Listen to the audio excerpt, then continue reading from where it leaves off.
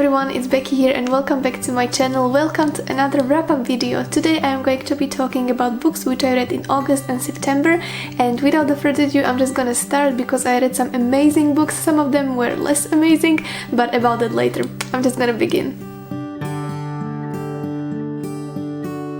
So the first book I finished in August is called The Once and Future Witches, and I must say that this was one of those books which were less amazing, and I was quite disappointed because I was really excited to read this book. I had it as an audiobook, and the reason I picked this up was because we were about to go on holiday with my parents and I knew that we have quite a long drive ahead of us, so I decided to choose something witchy, and I had several books picked, but this one had amazing reviews, so I decided to go for this one and I bought it, but at the end it just wasn't my cup of tea. It's a story of three sisters, James Juniper, Agnes Amaranth and Beatrice Belladonna. It's set in 1893 and they all joined the suffragette movement at the beginning of the story, which turns out to be a movement of witches.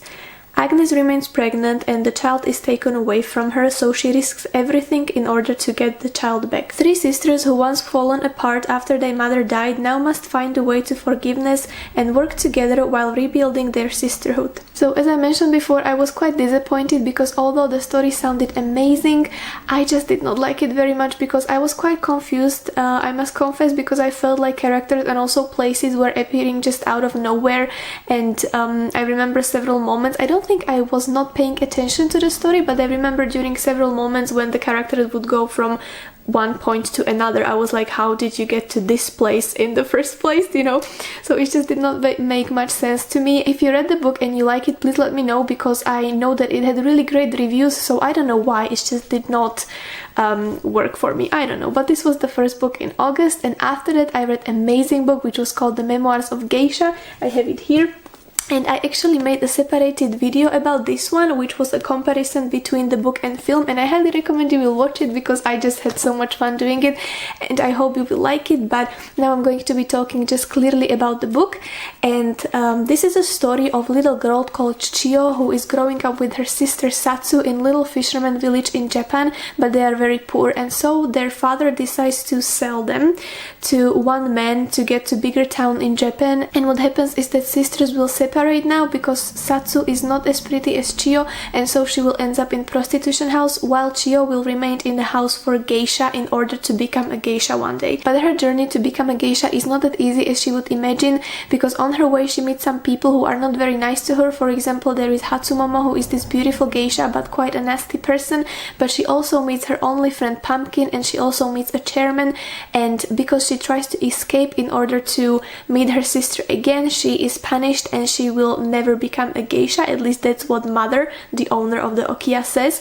But then at the end, yeah, I'm just not gonna tell you what's gonna happen, but it's an amazing story and I highly recommend you will read it. Also, this book is so beautifully written. I love when there are some special descriptions in the book. I mean, it does not fit for every book, but for example, for a book like this, it's really beautiful, and I know it might be a little bit too much for some people, but not for me. And as an example, I actually wrote it down because it was just so beautiful, because I really like when, you know, instead of saying I was sad, someone uses the word I felt as the waves of the ocean must feel when clouds block the warmth of the sun. I mean, isn't it beautiful? So yeah, you can find descriptions like this in this book. I gave it 5 stars. I absolutely love it and I highly recommend you watch the film as well. This book gives you a wonderful overview of the old Japan and the traditions and the whole world of geisha and how people used to live. Also the traditions when it comes to how geisha used to wear their kimonos and how they would tie their kimonos up, how they were sleeping because of the way how they had their hair done. So just every details you can find in this book, and it's so beautiful. One thing though, this book had little longer descriptions at the places and it felt a little bit slow paced, especially when Chiyo already as a geisha was entertaining men in tea houses, because I felt like those conversations most of the time were not very important to the story, so I would just skip them sometimes, but still I gave this 5 stars because it was absolutely brilliant. The next book I finished in August is called Kindred Verses by Julie Sellers, and this is very special for me because it was the first time in my life I was approached by the author herself, and she offered me to send me this book so I can read it and review it, and I was like, yay! So yeah, I'm hyper, but but it was really lovely experience, and I really did enjoy this book. It's a short book where you have collections of short poems which are based on Anne of Green Gables stories, because the author used to love the stories and also the author and the character of Anne. So if you love Anne of Green Gables, I highly recommend to pick this up, and I'm not saying it just because I had the book sent to me, but it's really wonderful. I myself, I'm not into poetry very much, although I always wanted to try it, and this book was very easy to read with some beautiful descriptions of nature, and you really feel like you're surrounded by nature, and just highly recommend you to read it, because yeah, you can read it within, I mean, not very long, but it's beautiful. Highly recommend you to try it and pick it up. The last book I finished in August is called Speak Your Truth by Fern Cotton, and you probably heard me speaking about Fern Cotton before. It was in one of my previous videos where I also mentioned this book before, but I just love this woman because she used to be a TV presenter in Britain, very famous one, but now she is having her own projects, and one of them is having a podcast called Happy Place, which I've been obsessed with for over past year and a half maybe. And it's just really great podcast, because she has different guests there and they are talking about personal issues, for example mental health, a lot. And concretely in this book, Fern Cotton is talking about how she found her truth and what does it actually mean, but you don't need to think about it in a literal sort of way, like, you know, not lying, but just not to be afraid to stand up for yourself and speak what you really mean, but also being comfortable of remaining silent when you feel like there is nothing you want to say, so you don't need to speak just because you think you should, and all of these very interesting things. And she also tackles on her own experience again with mental health, and also about the pandemic, which was really crazy thing for me to read about, because she was writing this book during last year when the pandemic was just on the peak for the first time, and it was really crazy to realize that this is actually the second year we've been in the pandemic, although thank God now things are a little bit better.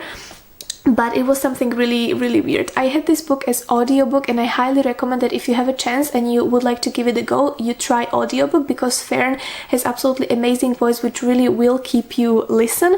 There is no way you would just stop listening or you just would not pay attention, because she really has a good voice, and she is a very lovely person. Highly recommend you to check out her podcast and some other project of her, because this is not the only book she published. She also has several other books, and this one is really good because it really works as audiobook, like because I know that she has some books before in which she had sort of like PDFs coming with it, so you can do some little tasks or something like that, because those are like self-help books. But this one is great for audiobooks, and at the end of each chapter you have little tasks to do as well, but you don't need any sort of paper or anything. You can write down stuff if you like to, but it's mostly about you to think about some different topics she's been discussing in the previous chapter. So it's really great book, and I highly recommend you will try this out. And now I'm slowly moving to the books I read in September, and I read the book called Lost Apothecary, which I was actually reading kind of longer time because I had other books reading in meanwhile, but I really did enjoy this book, although it's very strange experience, because there were some things that did not make sense to me and that really made me not enjoy the book fully or give it 5 stars. I think I gave it 3.5 stars or something like that. But yeah, let's just tell you what is the story about. I also mentioned it in one of my previous videos as well if you would be interested. But basically this story, why I love it, is that it has 2 parallel stories. One is set in 1800s, like the end of 1800s, and the one is current London, and it's written from 3 points of view, so something very interesting. And the story, which is set in current London, we meet Caroline, who was supposed to go to London from America with her husband for their anniversary, but just before she realized that her husband was cheating on her. So she decided to go to London by herself so she can think everything through and see what happens with her marriage. On the other hand, we have 2 characters of Eliza and Nella, who are set in the story in 1800s, and Nella is a woman who runs all apothecary, which she started to do with her mother, and first they were selling their medications and remedies, but somehow it happened and they started to sell poisons for women in order to protect women from men. And when Nella's mother died, she decided to carry on and keep selling poisons and having this apothecary. And she meets Eliza, the little girl who went there to buy a poison one day, and somehow they start to work together, and there is this whole story unwrapping. And I don't want to tell you too much of the story because I'm actually thinking to do like proper separated book review video for this, but there will be spoilers because I really don't want to spoil anything for you, but I feel like there is so many things I need to tell you about this because I don't know. Let me know in the comments if it would be interesting to have like quick review video just about this book, because I feel like I want to talk about it. Yeah, maybe I will do it. Anyway, because for now what I'm gonna say is that I did enjoy this book. It's very easy to read. There are some aspects which are very interesting. For example, the idea of selling poisons, because I did not read anything like this before, especially when you have 3 points of view from 3 different characters, and there were some amazing plot twists, especially at the end. But on the other hand, what I did not enjoy about the book is that the whole selling the poison thing did not make much sense to me, as I mentioned in my previous video, because I felt like selling poisons to women in order to protect women is just not enough reason for me to like the character who does it, if that makes sense. Because the whole point was that if a woman comes to Nella and says that she is mentally or physically abused by her husband or brother or cousin or friend, anyone, just male, she wants to get rid of him, so Nella will sell her a poison. But when I think about it, Nella just cannot know if the woman is not lying and if she doesn't want to give the poison to someone else. And it's just, yeah, like how can just someone come to you and be like, yeah, I need some protection, so give me a poison? You know, it's just, yeah, this really did not make sense to me. And although it was explained a little bit why Nella is doing this, because something bad happened to her in her past and that's why she decided to help women, it's still not a legit reason for me to sell poisons. So this was one thing that did not make sense to me. And then another thing which I was quite disappointed with was that even though there were some great plot twists and some obstacles for characters, I just felt like they were solved just like this. You know, like it all got resolved within 1 or 2 sentences, and I'm like, this could be so amazing, you know, like resolution or something, but it was done within a sentence and I was quite disappointed from this. I still recommend you to read this book because although there were things that were not making sense to me, I still kept reading because I wanted to know what's gonna happen, and overall I'm quite glad I did. But yeah, I might tell you more in the different video because I don't want to spoil anything. I would love to have a discussion with you about this book. If there is anyone who already read the book, please let me know. I would love to speak about this book with someone. So yes. Okay, and the last book I will mention is the book called David Copperfield by Charles Dickens, but I must say this is the first book after a very long time which I did not finish.